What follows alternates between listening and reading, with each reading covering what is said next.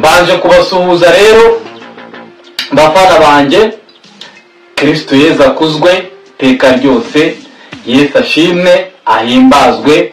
Baranata, mwami Yesu naze, mwami Yesu naze. Baranata ni ariko abivuga nuko nguko, abandi navuze nyine mu dini yabo nyine ni mwihangane, gusa abakunda Yesu ndabakomeje. Reka rero mbabwire ico narije kubabwira nyuma yo kureba iyi video. Mukomere cyane inshuti zanjye na namwe mwese mukunda gukurikirana video zanjye za Nziza Bob kuri YouTube channel yitwa Nziza Bob, no kuri TikTok Bob Chris. Ndabashimiye cyane. Nje gusubiza rero ibibazo bibiri bigenda bigaragara ku bantu bose mwamumbaza Bob bimeze bite, nje kubasubiza. So ibibazo bibiri rero byo gusubiza. Icyambere, nguse Bob nuko iki utagiheruka gukora ama video. Ewana, ibintu byo gukora ama video rwose biragoranye cyane nkanjye. Ibintu bijyanye na kamera nyine bijya bingora cyane. Mba mfite imbogamizi z'ikibazo cy'igikoresho cya kamera.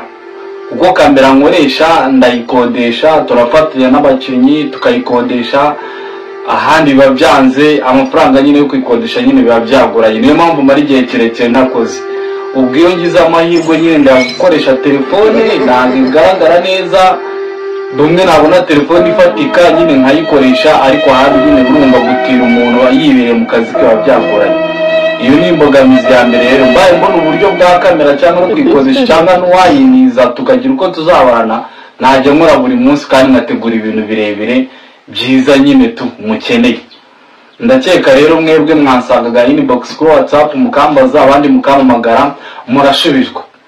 Icya kabiri rero bati ku ese niba ugira ibibazo nyine byo kubura kamera cyangwa n'ibiki byose ntabwo uratangira guhembwa ko kumaze igihe kinini.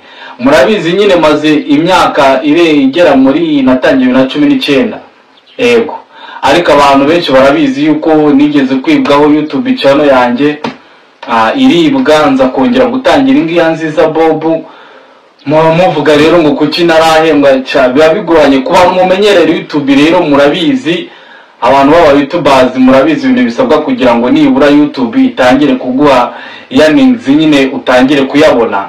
Kubona channel yawe yabaye monetize ni ibintu bigoranye cyane pe, biragoranye murabizi.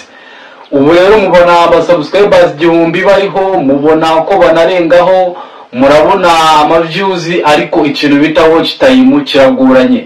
Kubona abantu benshi bareba video yawe kagira views nyinshi, ku buryo nibura mu cyumweru video yanjye ishobora kuba ifite nk'aba viewers 2000 biraguye. Ni muri 700, 500, ijana, 200.